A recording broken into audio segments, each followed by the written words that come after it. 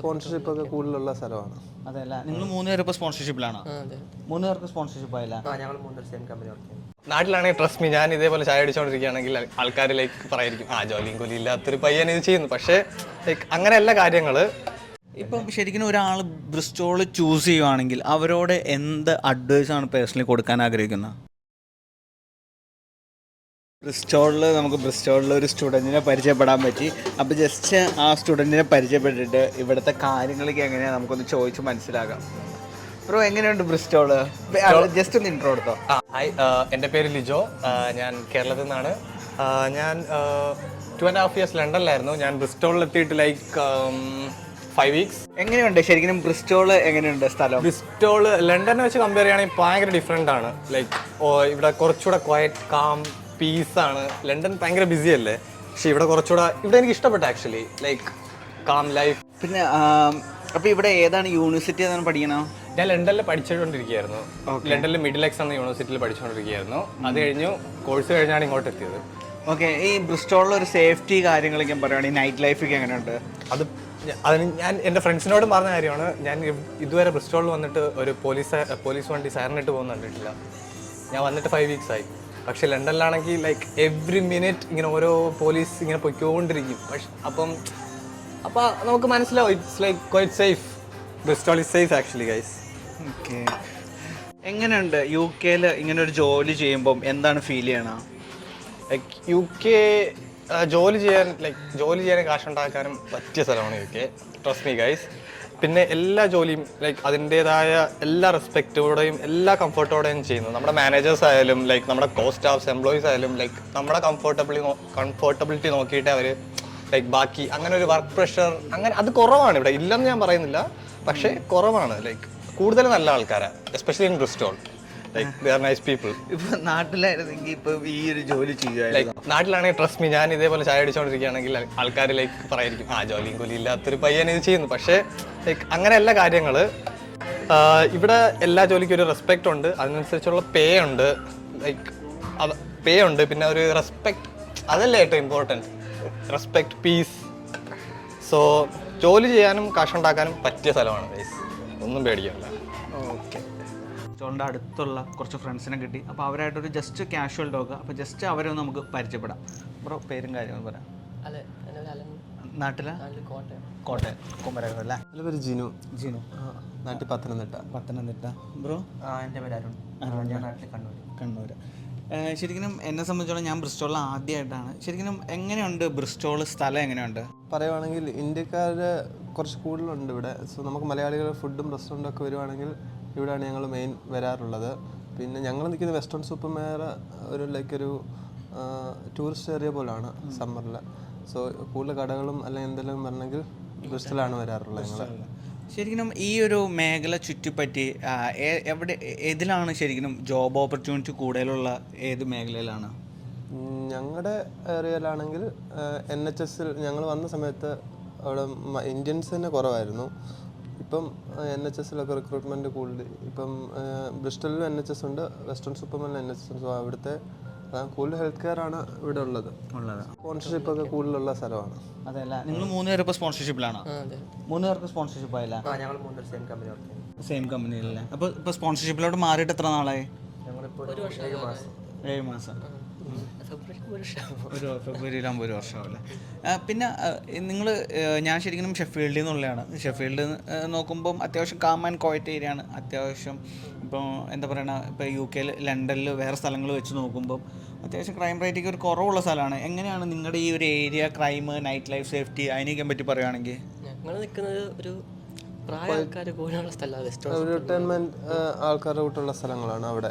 അതുകൊണ്ട് ഭയങ്കര ക്വയറ്റുമാണ്, വയലൻസ് ഒക്കെ കുറവാണ്.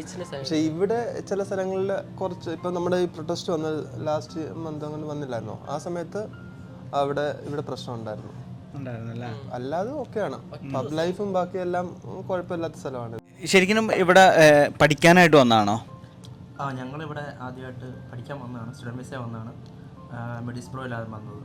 പിന്നെ ഞങ്ങൾ വെക്കേഷനിൽ കോഴ്സ് കഴിയാറായപ്പം ഞങ്ങൾ ഇങ്ങോട്ട് മൂവ് ചെയ്തു. പിന്നെ ജോലിയായി. പിന്നെ ഇപ്പോൾ ഞങ്ങൾ സ്പോൺസർഷിപ്പ് കിട്ടി. ഇപ്പം കുഴപ്പമില്ല. കുഴപ്പമില്ല.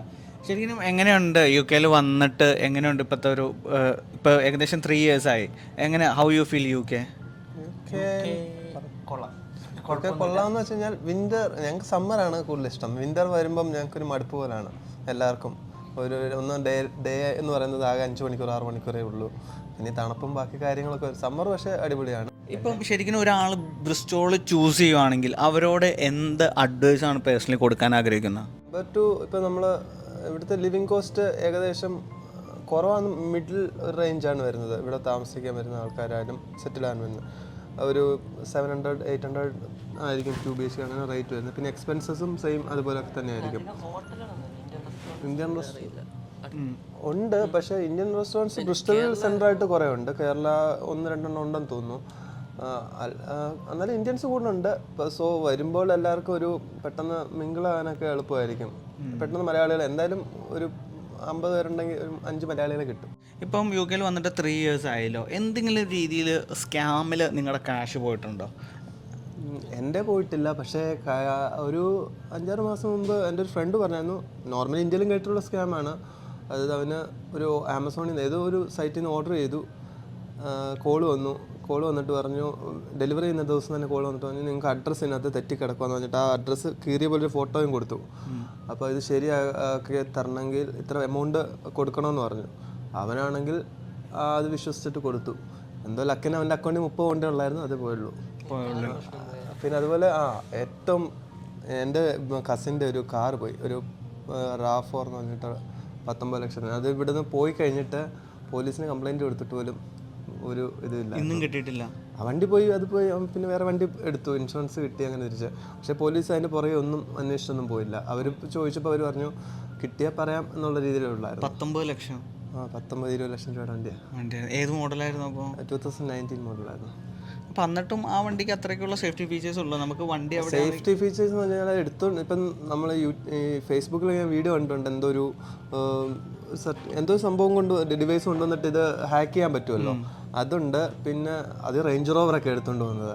അപ്പോൾ പിന്നെ സേഫ്റ്റി പറഞ്ഞിട്ട് കാര്യമില്ല. പിന്നെ ഇവർ ടോ ചെയ്തുകൊണ്ട് പോകാൻ ചാൻസ് ഉണ്ട് വണ്ടി. ഇപ്പോൾ ഈ ഇലക്ട്രിക്കിൻ്റെ ഇത് പൊക്കുന്ന വണ്ടി സംഭവം ഉണ്ടല്ലോ, അത് വെച്ചിട്ട് കൊണ്ടുപോകുകയാണെങ്കിൽ നമുക്ക് അറിയത്തില്ല എങ്ങനെ അവർ മെത്തേഡ് യൂസ് ചെയ്യുന്നത്. കാരണം ആ സമയത്ത് അവൻ ഇങ്ങനെ തിരക്കിയപ്പോൾ പറഞ്ഞത് അവിടുന്ന് തന്നെ വേറെ 3 RAV4 ഇതുപോലത്തെ പോയിട്ടുണ്ട് ആ ഒരു ഡേയിൽ തന്നെ. ആ ഒരു ഏരിയ അല്ല, ആ ഒരു ഇത്രയും റേഡിയസില്ല, അങ്ങനെ പോലീസ് പറഞ്ഞെന്ന് പറഞ്ഞു. അപ്പം ഇവർ ഓൾറെഡി ടാർഗറ്റ് ചെയ്ത് എല്ലാം പ്ലാൻഡ് ആയിരിക്കും. സോ നമുക്ക് പറയാനില്ല. ബ്രോയുടെ കെയർ ഓഫിൽ അങ്ങനെ എന്തെങ്കിലും സ്കാമും കാര്യങ്ങളും? സ്കാം ഡെയിലി നമുക്ക് മെയിലായിട്ടും മെസ്സേജായിട്ടും ലെറ്ററായിട്ടൊക്കെ വരുന്നത്. ഇന്ന് തന്നെ വന്നു. ഇന്നലെ ഒരു മെസ്സേജ് എനിക്ക് വന്നു. ഗവൺമെന്റിന്റെ മറ്റേ വിന്റർ ഫ്യൂൽ എന്ന് പറഞ്ഞ ഒരു ഇതുണ്ട്, എലിജിബിൾ ആണ്. അപ്പോൾ അതിന് നമുക്ക് 200-300 പൗണ്ട് വരെ കിട്ടുമെന്ന് പറഞ്ഞു വന്നു. ഓപ്പൺ ചെയ്ത് നോക്കി. അത് വേറെ ഡീറ്റെയിൽസ് ഒന്നും കൊടുത്തില്ല. അപ്പോൾ അത് നോക്കിയപ്പം നെറ്റ് നോക്കിയപ്പം അത് സ്കാമാണെന്ന് അറിഞ്ഞു. പിന്നെ ഒരു ബ്രിസ്റ്റോൾ റിലേറ്റഡ് അല്ലെങ്കിൽ നിങ്ങളുടെ ഈ ഒരു ഏരിയ ബ്രിസ്റ്റോൾ ഈ ഒരു മേഖല റിലേറ്റഡ് ആയിട്ട് ഒരു പ്ലസ് ആൻഡ് നെഗറ്റീവ് പറയാൻ പറഞ്ഞാൽ എന്തു പറയും? നെഗറ്റീവ് പറയുവാണെങ്കിൽ നെഗറ്റീവ് എന്താണ് ഉള്ളത്? അങ്ങനെ പ്രത്യേകിച്ച് ഇവിടെ ഞങ്ങൾക്ക് അങ്ങനെ നെഗറ്റീവായിട്ടൊന്നും, നോർമലി UK കുറേ സ്ഥലത്ത് പോയിട്ടുള്ളതുകൊണ്ട് അങ്ങനെ നെഗറ്റീവ് ഇവിടെ വലുതായിട്ട് ഞങ്ങൾക്ക് ഫീൽ ചെയ്തിട്ടില്ല.